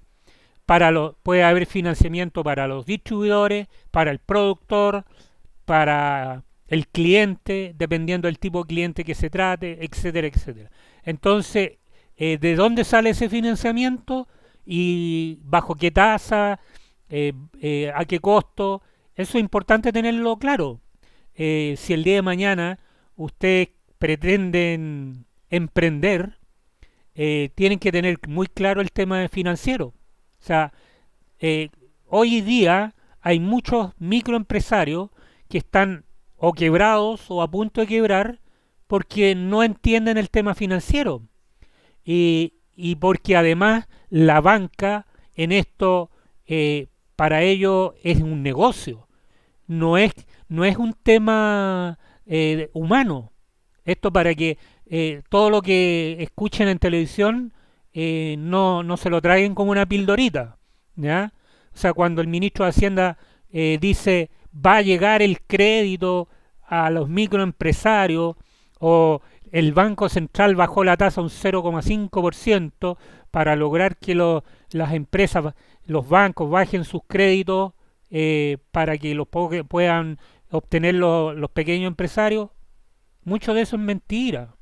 O sea, basta con que escuchen un poquito de noticias y se van a dar cuenta que es así porque los pequeños empresarios tratan de ir a buscar salvavidas y le cierran las puertas por todos lados. Porque para el banco es un negocio y es un riesgo. Si usted no ha pagado 1 o 2 meses a un banco, ¿usted cree que el banco le va a pasar plata? No. Y si usted está al día, ¿usted cree que le va a otorgar una tasa suculenta? Tampoco, porque va a depender Para del nada. monto que vaya a pedir. Entonces, todo esto es negocio. Cuando hablamos del mundo de las empresas, es negocio. Y por lo tanto, hay un tema social, si no podemos desconocerlo. Pero el negocio subsiste en la medida en que, la parte social es importante para el empresario mientras su negocio subsista. Si el negocio no subsiste, no tiene nada más que hacer. O sea, cuando yo escuchaba hace pocos días, cuando había una señorita que salía hablando de que ella estaba haciendo un esfuerzo por pagarle a sus trabajadores, y a lo mejor lo hacía de corazón, tenía un sentido social, ¿ya? Para mantener a esos trabajadores y no tener que echarlos a la calle. Pero detrás de eso ella sabía también que si no tenía el capital o no tenía ventas, no tenía nada que hacer, tenía que cerrar el negocio nomás, ¿ya? Entonces, de aquí vamos a tocar un tema un poquito más adelante que tiene que ver con costos fijos y costos variables, para que vean la importancia de esos dos conceptos, ¿ya? Por ahora, quédense con lo que le estoy hablando de del financiamiento. Prestan servicios adicionales, como por ejemplo instalaciones, mantenimiento, reparación. Esto tiene que ver con si yo en la distribución externalizo ciertas partes de la distribución o si van a ser parte de mi negocio. Entonces a lo mejor, por ejemplo, los almacenes puede que no sean parte de mi negocio, lo externalizo. Puede que el transporte no sea parte de mi negocio, lo externalizo. Pero puede que sí me interese tener camiones para yo hacer las entregas oportunas. Por lo tanto, es parte de mi negocio. Entonces, ahí todo esto se tiene que ver con costo-beneficio. O sea, evaluar si me conviene tener camiones propios o externalizar el transporte. Asumir riesgos. No conseguir la venta a los precios previstos. Ese es un riesgo. Todo negocio es un riesgo. Si usted el día de mañana quiere invertir en un negocio, es un riesgo. Porque usted sabe que tiene cierta platita, pero puede decir, mira, esa platita mejor, o compro, no sé, un auto, compro cosas para la casa, ¿ya? Y evito el riesgo.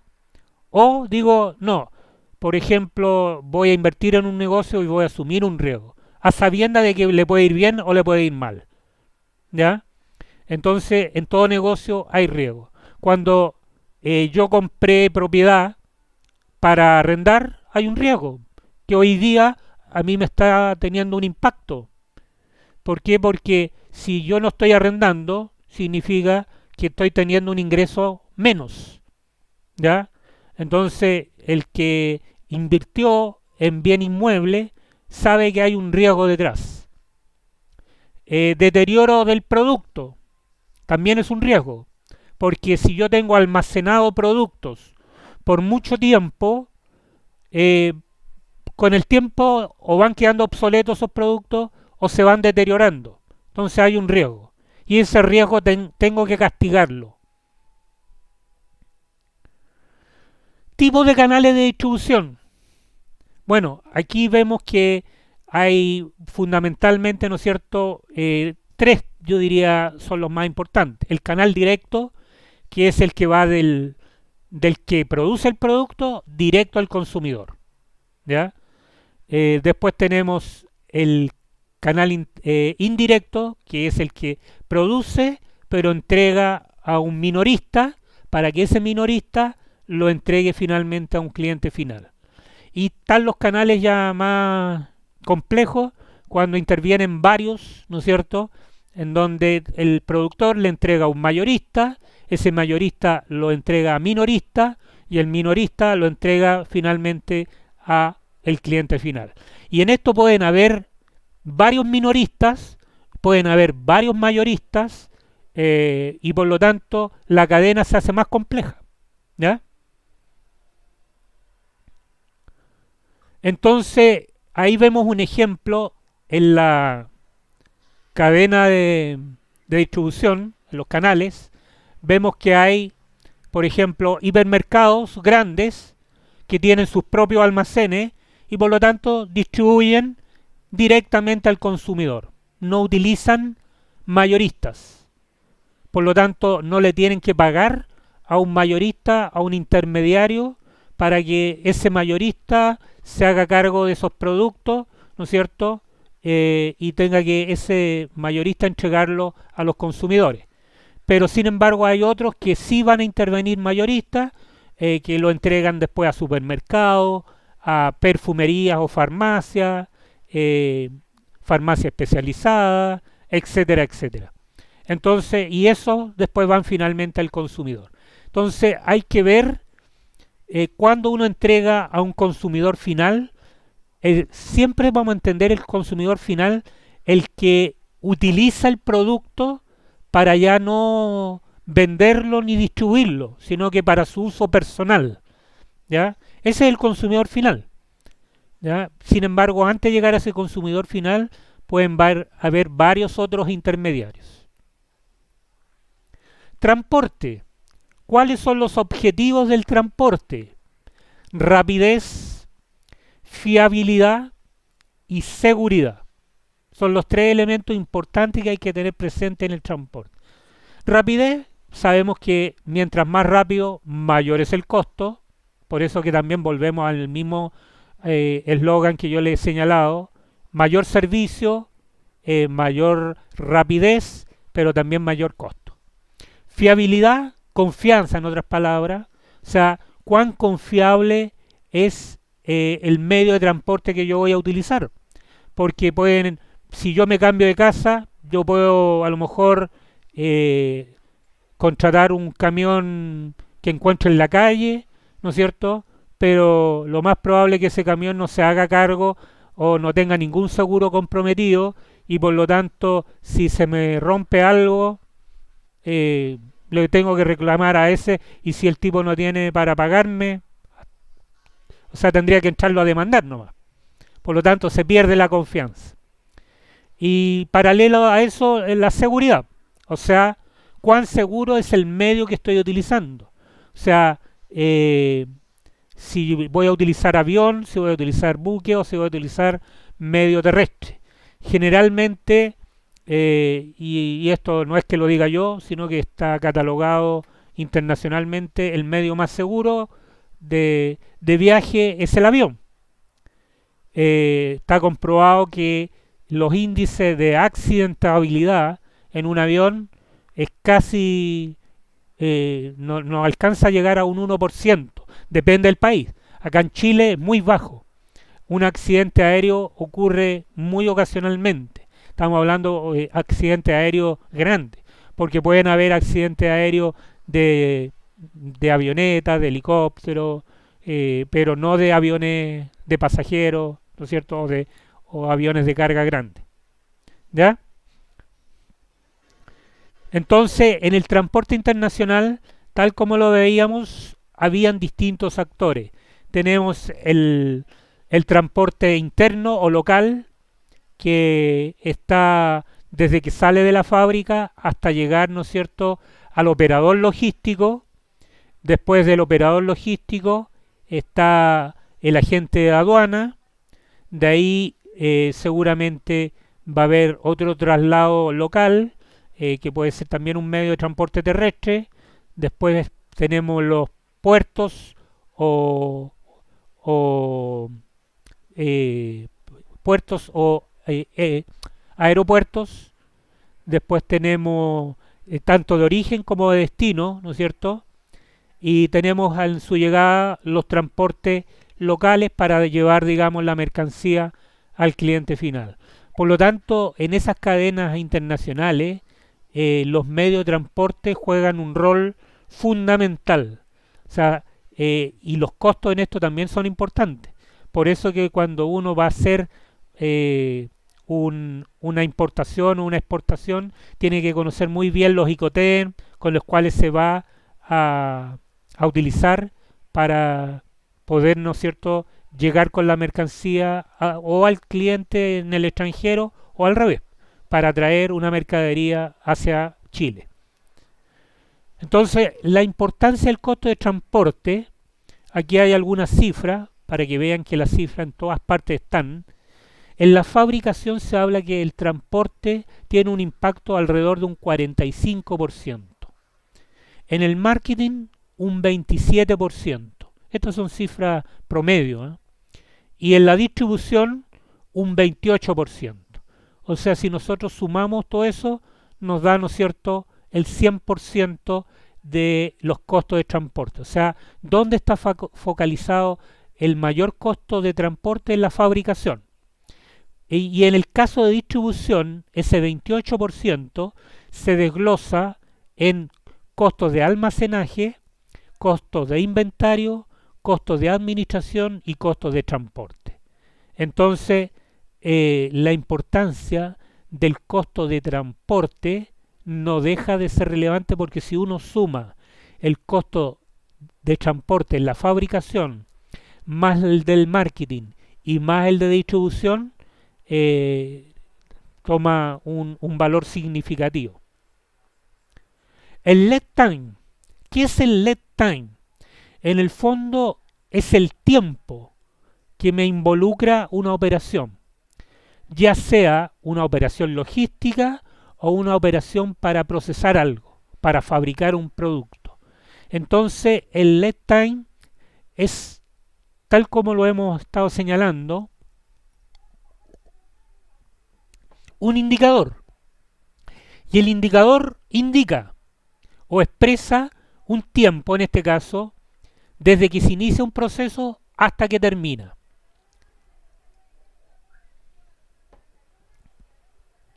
Entonces, yo no me acuerdo si se lo dije o no, pero en el caso nuestro en la aeronáutica, nosotros tenemos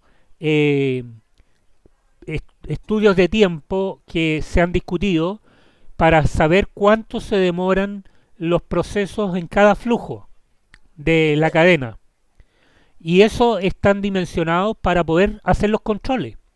O sea, si yo voy a hacer una compra de un producto en el extranjero, no tiene el mismo tiempo que si yo voy a hacer una compra de un producto acá en Santiago, ¿ya?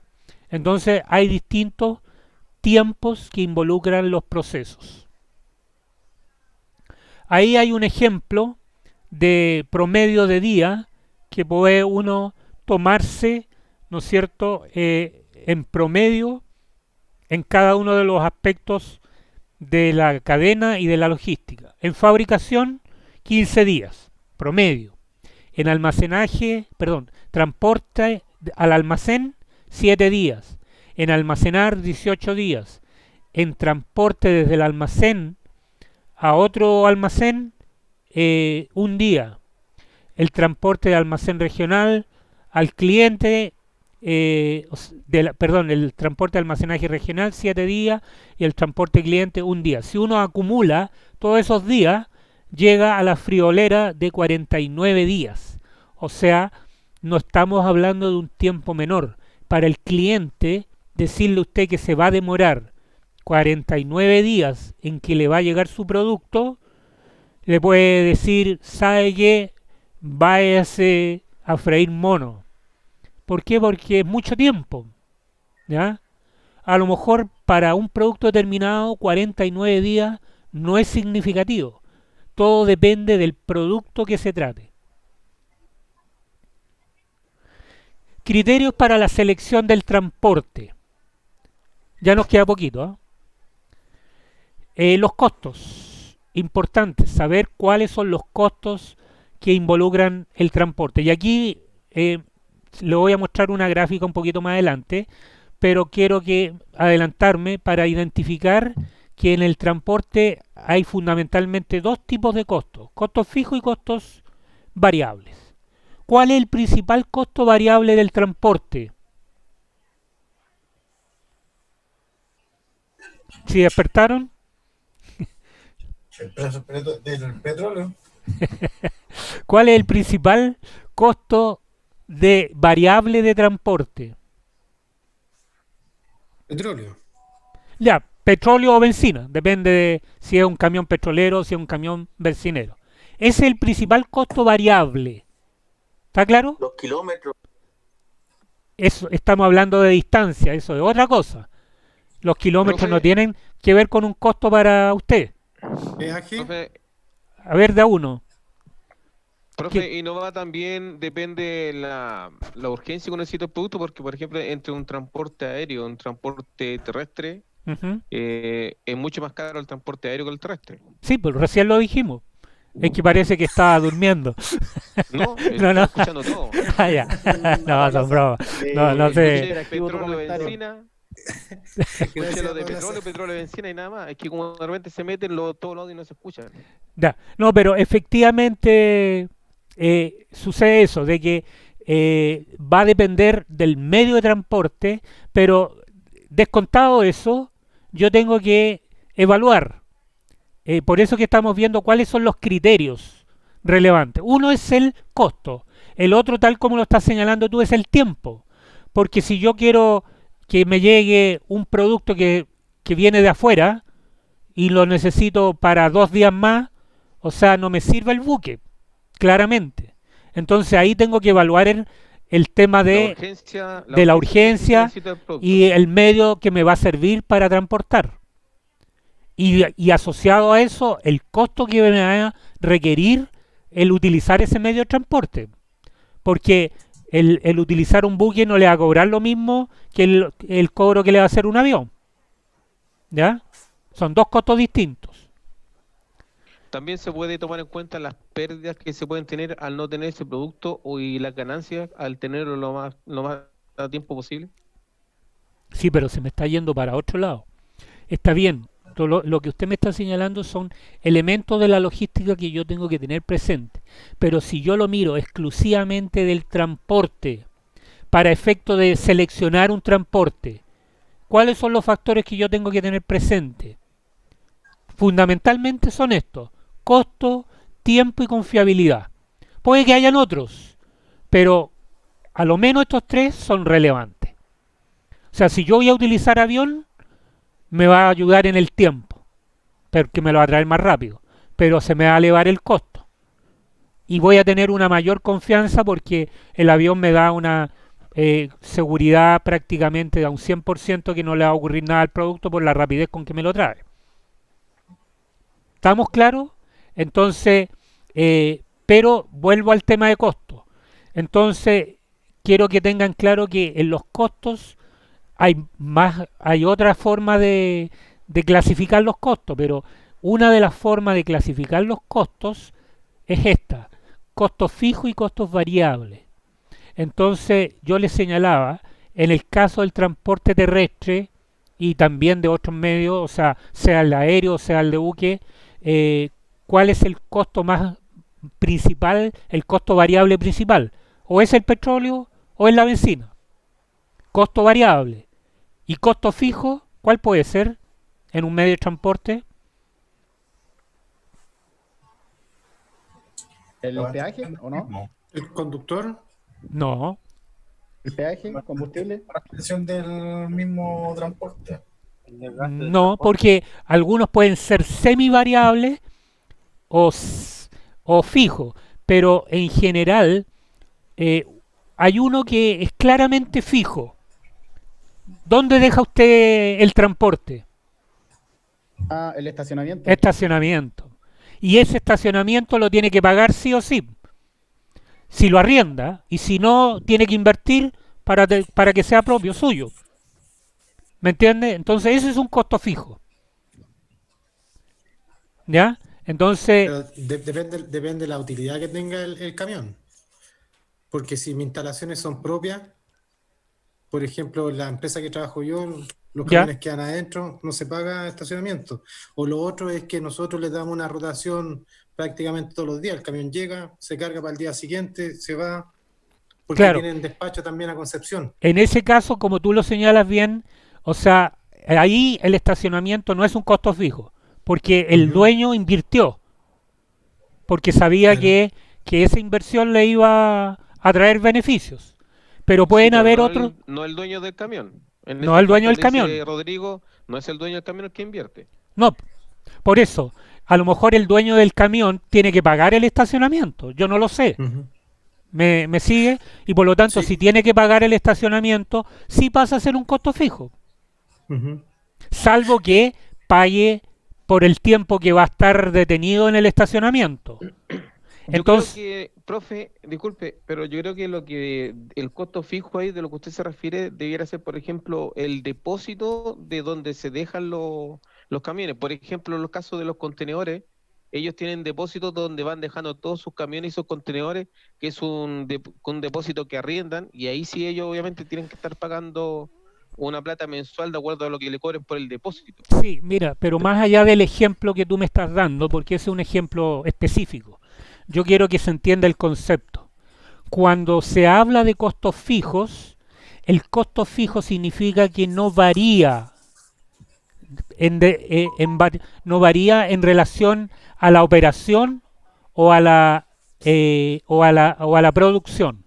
O sea, si yo produzco 10 unidades, igual voy a tener que pagar una cierta cantidad por producir esas 10 unidades.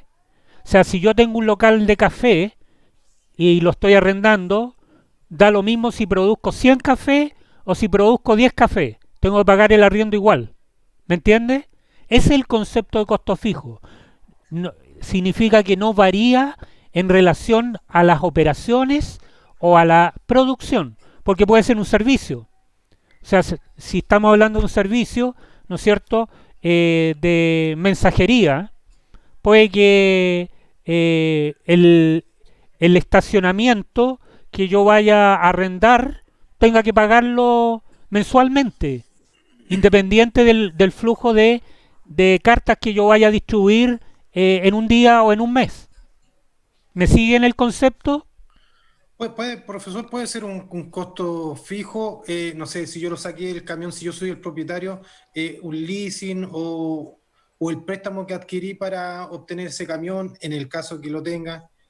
Es que ahí estamos Porque metiéndonos a por un otro tiempo concepto que es inversión. No confundas. sí, Cuando pero tú un estás costo fijo hablando de de mi un leasing, transporte, tú estás hablando de un leasing, un arriendo. claro. Un arriendo del camión, Una, re- al comprarlo yo por leasing, ¿ya? el camión, más allá de la inversión, pero también va a ser un costo fijo para Sí, po, mi empresa de porque tienes que transporte. pagarlo sí o sí Mm, cada mes, Exactamente, claro. Eso independiente estamos, del nivel de uso que tú le vayas a dar a ese camión. exactamente, Eso es un costo fijo. ¿Me claro. sigues? Sí, sí, Ya. sí, sí. Entonces quiero que entiendan bien el costo fijo. ¿Por qué? ¿Y por qué la relevancia de ese concepto? Porque un empresario, cuando ve que no alcanza a cubrir sus costos fijos, dice hasta luego, me voy para la casa. Porque si no alcanzo a cubrir lo mínimo, que son mis costos fijos, mejor me voy para la casa. Distinto es mis costos variables, porque en la medida en que yo voy produciendo, hay costos. Pero si yo produzco una unidad y alcanzo a cubrir esa unidad, bien. Si produzco 10 unidades y a lo mejor no alcanzo a cubrir los costos de esas 10 unidades, sino que cubro a lo mejor 5 unidades, a lo mejor voy a seguir produciendo igual esas 10 unidades, pero siempre y cuando alcance a cubrir mis costos fijos. Si no cubro mis costos fijos, o sea, si no alcanzo a pagar la luz, el agua, eh, como recién señalábamos, el arriendo del local, mejor me voy para la casa. ¿Ya? Esos dos conceptos es muy importante que los tengan claros cuando tengan que definir los criterios en la selección de transporte. Profe, ¿Sí? quizá usted en el tema de los costos fijos de la parte del transporte, también usted va a puesto, no sé, la patente de los camiones, los permisos de circulación, Sí, porque eso tienes todo que eso. pagarlo Entonces, todo una vez al eso año. se tiene que pagar, claro, y ese es un Sí o costo sí. fijo que sí o sí hay que pagarlo por cada Claro, camión. exactamente. Eso lo tienes que pagar sí o sí. Y por lo tanto, si no alcanzas a cubrir esos costos con la operación que tú estás haciendo con el camión, El mejor, camión se detiene, claro, o mejor porque dice, mejor lo no tiene los vendo. permisos de circulación. Claro, mejor lo vendo porque no me alcanza ni siquiera para cubrir esos costos. ¿Está claro? Ya. Tiempo en el tránsito. Es el tiempo total en el cual las mercancías se encuentran en poder del transportista. Esto empieza a jugar un rol relevante cuando yo tengo que planificar las rutas, cuando tengo que ver cuánto me voy a demorar de una ruta a otra, ¿ya? si tengo que llevar una mercancía a distintos puntos, cuando los camiones estos de Almacenes París, de Líder o de cualquier otra gran retail, ¿no es cierto?, distribuyen, ellos hacen una planificación de los tiempos que se van a demorar en el tránsito y en la distribución. Lo tienen clarito, ¿ya? Por lo mismo, porque el tiempo para ellos en ese sentido es fundamental, porque no pueden ir, no sé, voy a poner un ejemplo absurdo, no pueden ir primero a venir a Viña y después ir a Rancagua. Son dos extremos, uno para el sur y el otro para el norte. ¿Me siguen? Entonces, cuando yo hago la planificación de tiempos, tengo que ver que la ruta sea la óptima para mejorar los tiempos. Y la confiabilidad o seguridad se refiere a que la seriedad es la consistencia del servicio. O sea, que el servicio, ¿no es cierto?, sea bien atendido, que llegue el producto en buenas condiciones, que ojalá me lo entregaran en mi casa, ¿no es cierto?, y no que me lo dejen abajo si yo vivo en un sexto piso, porque no me sirve, ¿ya? Todas esas son cosas que van en la confiabilidad y en la seguridad en el transporte. Otros elementos que ayudan a seleccionar el transporte puede ser la capacidad. Y aquí entramos a un elemento que a mí me hubiera gustado en las clases haberme dado el tiempo. Voy a tratar de mandarle unos ejercicios para que lo revisen, que tienen que ver con la cubicación, ¿ya? O sea, en el fondo, cuánto es lo que me permite a mí almacenar un medio de transporte al momento de llevar una carga, de forma tal de optimizar, ¿no es cierto?, la capacidad de ese medio de transporte. Entonces ahí entramos a una técnica que es la de cubicación. O sea, medir la capacidad para poder distribuir la mayor cantidad posible, aprovechando todos los espacios del transporte. La expertise, o sea, el conocimiento que puede tener el transportista en la ruta, en una red específica para llevar las mercancías. La seguridad para que las mercancías lleguen en óptimas condiciones. La coordinación de los servicios, coordinar, ¿no es cierto?, varios medios a veces de transporte, porque a veces, si estamos hablando de una distribución internacional, no es solamente el medio local. Tengo que ver que si alguien me está pidiendo un producto en China, yo pueda darle la confianza y hacer las coordinaciones adecuadas para que no me falle ni el transporte local ni el transporte internacional. Disculpe, profe. ¿Sí?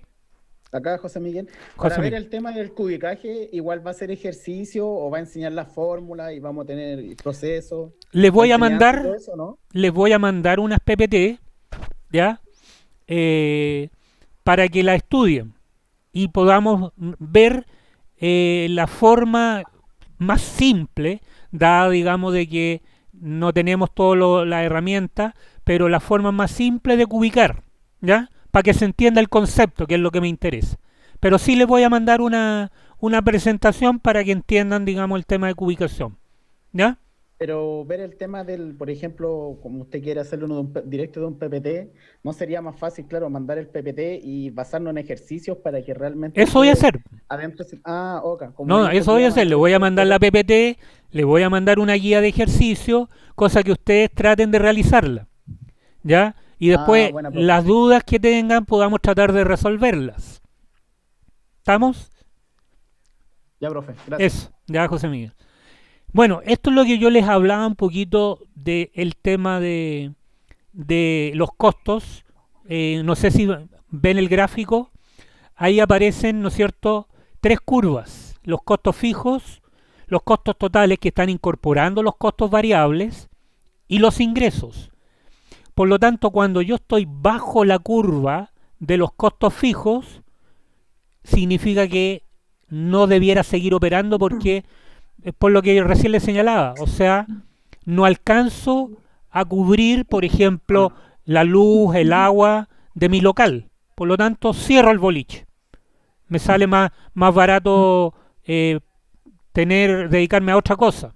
¿ya? Pero no invertir, digamos, el arriendo del local, ¿no es cierto? Que me voy a tener que pagar la luz, voy a tener que pagar el agua, ¿no es cierto? Y que con los costos con los ingresos que yo estoy obteniendo no alcanzo a cubrir eso, ¿ya? Sin embargo, llego a un punto en que cubro mis costos fijos y puedo seguir operando, que es lo que yo le decía, pero estoy bajo mis costos variables, o sea, puedo estar produciendo 10 unidades, ¿no es cierto? Pero esas 10 unidades no me alcanzan, con la venta de esas 10 unidades no alcanzo a cubrir mis costos totales. Por lo tanto, pero sí cubro mis costos fijos. Por lo tanto, puedo seguir operando, ¿ya? Aún tengo la capacidad para poder seguir operando. Y después, cuando ya cruzo el punto de equilibrio y mis ingresos superan mis costos totales, o sea, mis costos fijos más mis costos variables, sí ya estoy en condiciones de poder, digamos, decir, este es un negocio rentable. ¿Por qué? Porque me está dando el beneficio de cubrir mis costos totales, ¿ya? Y eso va en relación a dos variables, los costos, ¿no es cierto? Y los kilómetros, que alguien lo mencionó por ahí. O sea, dependiendo de los kilómetros que yo recorra en un determinado tiempo, es el costo que me significa y por lo tanto, en base a eso, voy a saber si los ingresos que estoy percibiendo por distribuir en esa cantidad de kilómetros me dan los ingresos necesarios para lograr cubrir esos costos, ¿ya? Eso es un poquito, digamos, la situación respecto a los costos. No sé si vale la pena, me gustaría, pero voy a ver si por último una PPT respecto a esto y un pequeño ejercicio para que lo entiendan mejor, ¿ya? Para que se puedan soltar un poquito la mano y puedan entender con mayor propiedad el concepto de costos variables, costos fijos, costos totales, ingresos, ¿ya? De forma tal de que puedan decir, me conviene o no me conviene producir.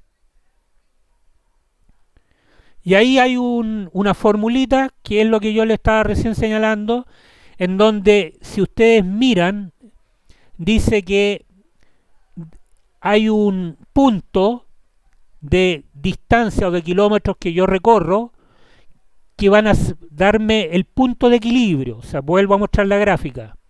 O sea, cuando yo llego a donde está la flechita vertical de los kilómetros recorridos, ese punto está reflejando el punto de equilibrio. De ahí para arriba, cuando yo recorro esa distancia, cubriendo mis costos fijos y mis costos variables, de ahí para arriba significa que con lo que yo percibo de ingreso estoy obteniendo utilidades. Entonces, ¿cuáles son las decisiones básicas en transporte? Los sistemas de transporte utilizados, sean estos terrestres, marítimos o aéreos, que ustedes mismos me lo señalaron, ¿no es cierto?, que era uno de los elementos fundamentales, porque eso va asociado al tiempo, al lead time.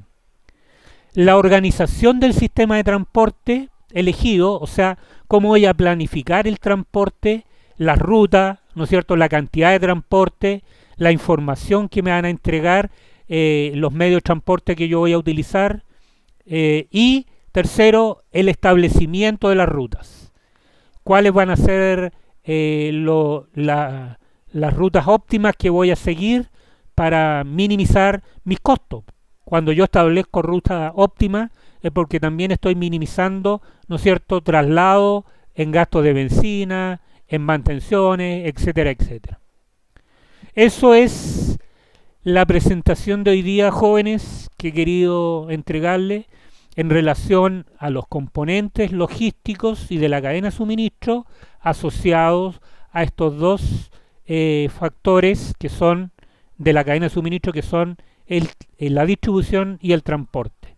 Entonces, revisen después el video, revisen la PPT y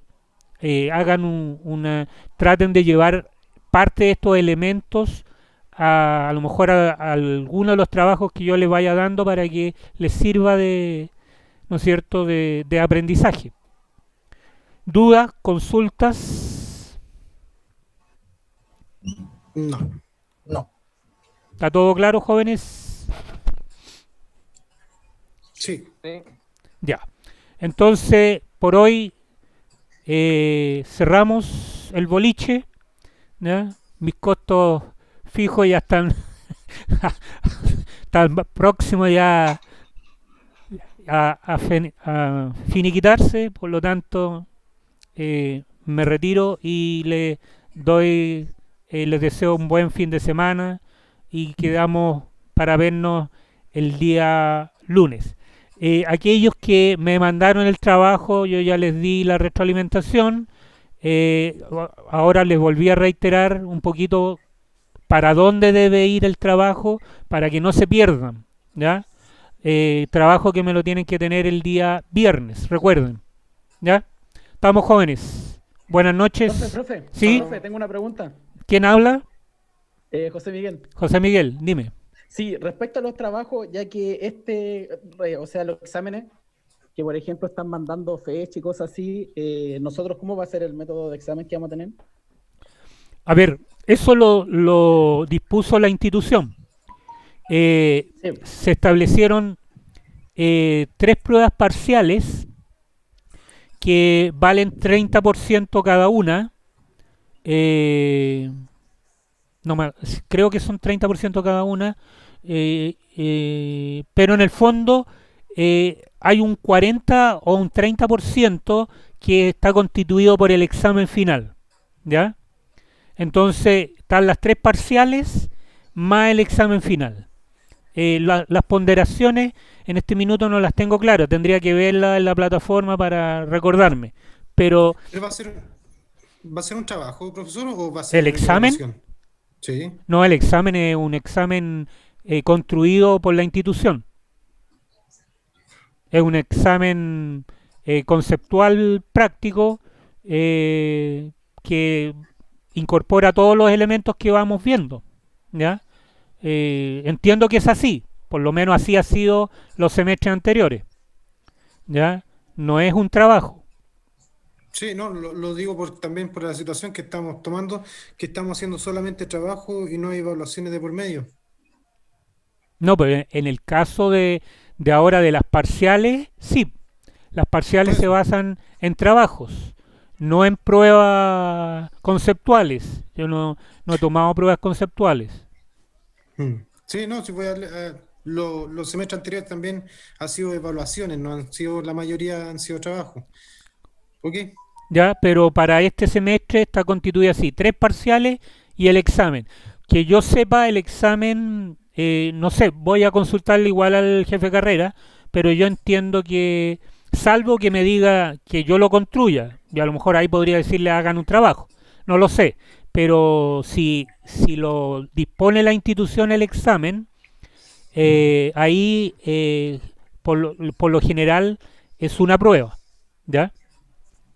Ok. Ya, jóvenes, estamos, que estén bien, Chao. chaito. Chao.